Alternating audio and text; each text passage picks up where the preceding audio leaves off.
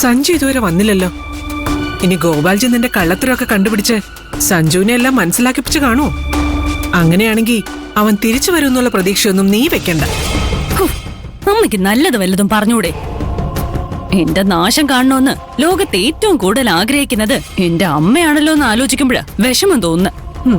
എല്ലാ അച്ഛനമ്മമാരും കുട്ടികളെ നല്ല നിലയിലാവണമെന്ന് തന്നെയാണ് പ്രാർത്ഥിക്കുക. പക്ഷേ നീയൊക്കെ രക്ഷപ്പെട്ട എന്തൊക്കെ പുകലാണ് ഒപ്പിക്കാന്നുള്ള പേടി കൊണ്ട് പറഞ്ഞു പോകുന്നതാ. അമ്മ എന്തൊക്കെ ആഗ്രഹിച്ചിട്ടും ഒരു കാര്യവുമില്ല. സഞ്ജു ഗോപാൽജി ഇംപ്രസ് ചെയ്ത് ആ വീട്ടിലേക്ക് ഞങ്ങൾക്ക് കയറിക്കൂടാനുള്ള ഒരു വഴിയായിട്ടായിരിക്കും വരിക. അതെനിക്ക് ഉറപ്പാ. അങ്ങനെയാണെങ്കിൽ കുഴപ്പമില്ല, നീ വീട്ടിൽ നിന്ന് പോയി കിട്ടുമല്ലോ. ഓ, നമസ്കാരം. നമസ്കാരം. വാമോളെ,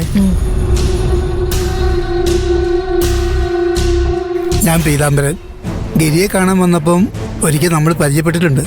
ആ, മോളുടെ കല്യാണം വിളിക്കാം. അതെ, ആ മോളെ ഇത് പ്രീതി.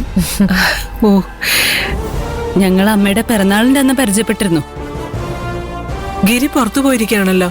സാരമില്ല, ഞങ്ങൾ മഞ്ജുവിനെ കാണാനാ വന്നത്. മഞ്ജു ഡ്യൂട്ടി കഴിഞ്ഞ് എത്താറായി കാണുമല്ലേ? വരുന്നുണ്ടല്ലോ. നമ്മൾ എത്തിയതും മഞ്ജു എത്തിയല്ലോ.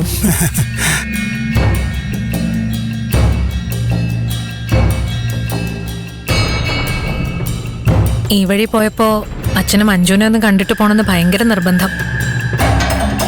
നിങ്ങളിരിക്കെ, ഞാൻ ചായ എടുക്കാം. ഓ, വാ മോളെ.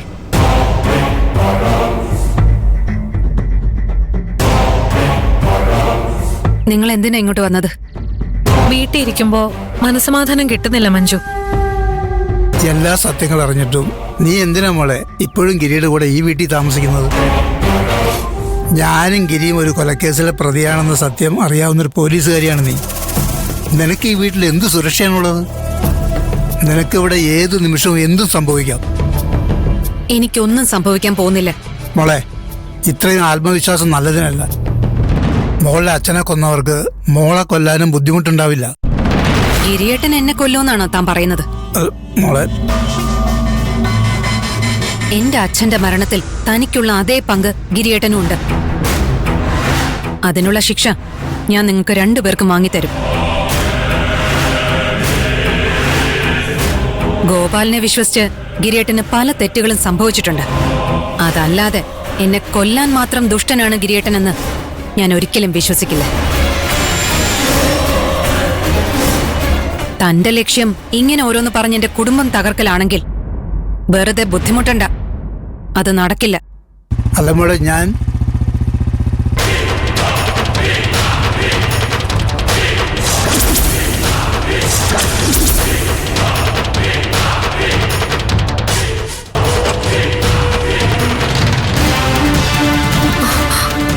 വീണ്ടും ഈ പടി ചവിട്ടാനുള്ള ധൈര്യം തനിക്ക് എവിടെ നിന്നാണോ കിട്ടിയത്? ഗിരിയേട്ടാ വേണ്ട, ഞങ്ങൾ പ്രശ്നം ഉണ്ടാക്കാൻ വന്നതല്ല. പിന്നെ എന്ത് കാര്യത്തിനാണ് നിങ്ങൾ വന്നത്? ഇവളുടെ മനസ്സിൽ എന്നെ കുറിച്ചുള്ള സംശയം ഉണ്ടാക്കാനാണ് തന്റെ വരവെന്ന് എനിക്ക് നന്നായിട്ട് അറിയാം.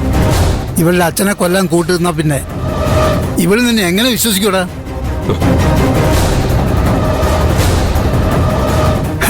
അതിന് നീ എന്നെ കുറ്റപ്പെടുത്തിയിട്ട് എന്താ കാര്യം? ഇപ്പൊ അനുഭവിക്കുന്നതെല്ലാം നിന്റെ കർമ്മഫലം തന്നെയാ ഗിരി. വേണ്ട ഗിരി, വെറുതെ ബഹളം വയ്ക്കണ്ട. ഇപ്പൊ ഈ വീട്ടിൽ നിനക്കൊരു കൊലപാതകത്തിൽ പങ്കുണ്ടെന്ന് അറിയാവുന്നത് നിന്റെ ഭാര്യയ്ക്ക് മാത്രമാണ്.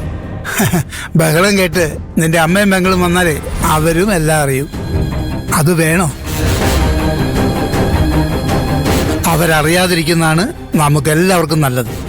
അച്ഛാ മതി, നിർത്ത. സോറി ഗിരിയേട്ടാ, സോറി മഞ്ജു. വാ നമുക്ക് പോവാം. അല്ല മോളെ, വേണ്ട. മഞ്ജുവിന് എന്തേലും പ്രശ്നമുണ്ടോന്ന് അന്വേഷിക്കണമെന്ന് അച്ഛൻ പറഞ്ഞതുകൊണ്ട് മാത്രം ഞാൻ അച്ഛനും കുട്ടി ഇവിടെ വന്നത്. ഇപ്പൊ മഞ്ജുവിന് ഏറ്റവും വലിയ പ്രശ്നം ഉണ്ടാക്കുന്നത് അച്ഛനാ. ഇനി അച്ഛൻ ഈ വീട്ടിലേക്ക് വരരുത്. വാ പോവാം. വന്നേ.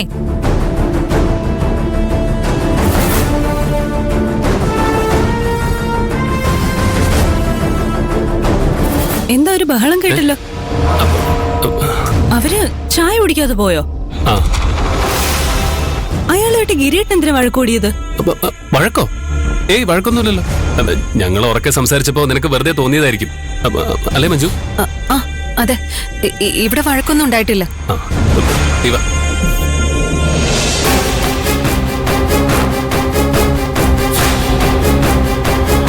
ഗിരിയേട്ടൻ എന്തിനാ ഇയാൾ ഇത്ര പേടിക്കുന്നത്? എന്തോ കാര്യമുണ്ട്. മഞ്ജുവിനും ഈ കാര്യത്തിൽ എന്തോ പങ്കുണ്ടെന്നാ തോന്നുന്നു. അത് കണ്ടുപിടിച്ചിട്ട് തന്നെ ബാക്കി കാര്യം.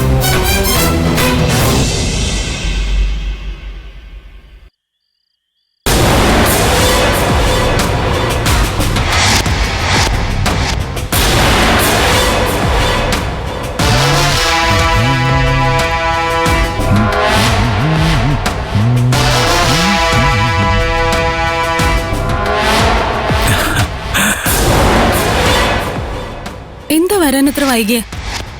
ഇൻഡസ്ട്രീസുമായിട്ടുള്ള മീറ്റിംഗ് നേരത്തെ കഴിഞ്ഞില്ലേ? നമ്മളെ സഹായിച്ച ഹരിങ്ങളുടെ ഓഫീസിലെ ജോലിക്കാർക്ക് ഒരു ട്രീറ്റ് കൊടുത്തു. ഇന്ന് ഞാൻ വളരെ ഹാപ്പിയാണ്. നമ്മൾ പ്ലാൻ ചെയ്ത പ്രകാരം എല്ലാ കാര്യങ്ങളും നടന്നു. ഡാഡിയുടെ മുമ്പില് എനിക്ക് ആദ്യമായിട്ട് എന്റെ വില കാണിക്കാൻ പറ്റി. എനിക്ക് പകരം ശാലിനെ തിരഞ്ഞെടുത്തത് ഒരു അബദ്ധമായെന്ന് ഡാഡിക്ക് ഇപ്പൊ തോന്നുന്നുണ്ടാവും. വൈകാതെ നമുക്ക് ആ വീട്ടിലേക്ക് കയറാൻ പറ്റും. ഇതിനെല്ലാത്തിനും കാരണം നിന്റെ ബുദ്ധിയാ. ഞാൻ വെറുതെ കുറെ ഐഡിയകൾ പറയുന്നേ ഉള്ളൂ. അതിൽ നല്ലത് നോക്കി തെരഞ്ഞെടുക്കുന്നത് സഞ്ജുവേട്ടനല്ലേ? അപ്പൊ എല്ലാത്തിന്റെയും ക്രെഡിറ്റ് സഞ്ജുവേട്ടൻ തന്നെയാ. അതും ശരിയാ. എനിക്ക് ഇത്രയും ബുദ്ധിയുള്ള കാര്യം നീ പറഞ്ഞപ്പോഴാണ് എനിക്ക് മനസ്സിലായത്. എന്റെ ആത്മവിശ്വാസം ഇപ്പൊ കൂടാനും കാരണം നീയാ. നീ എന്റെ ജീവിതത്തിലേക്ക് കുറച്ച് നേരത്തെ വരേണ്ടതായിരുന്നു. അങ്ങനെയായിരുന്നെങ്കിൽ ഈ ശാലിയൊന്നും ഇത്രയും വളരാൻ ഞാൻ സമ്മതിക്കില്ലായിരുന്നു. അവളൊന്നും നമുക്കൊരു വിഷയമേ അല്ല. ആ വീട്ടിൽ കയറിയാ അവളെ ഒതുക്കുന്ന കാര്യം ഞാൻ ഏറ്റു. നീ കൂടെയുള്ളപ്പോ എനിക്ക് ആരെയും പേടിക്കേണ്ട കാര്യമില്ല. പേടിയുടെ കാര്യം പറഞ്ഞപ്പോഴാ ഒരു കാര്യം ഓർത്തത്. ഇന്ന് പീതാംബരൻ എന്ന് പറയുന്ന ഒരാള് വീട്ടിലേക്ക് വന്നിരുന്നു.